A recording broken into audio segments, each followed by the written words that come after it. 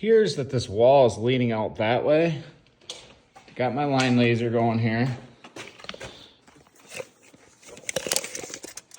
Down here, towards the bottom, 4.5. Come up here,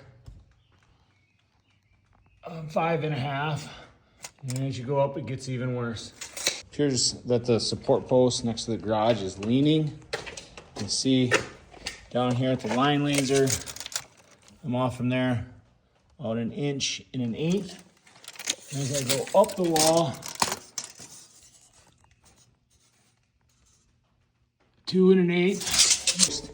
This corner appears to have advanced wood decay. The post, advanced wood decay.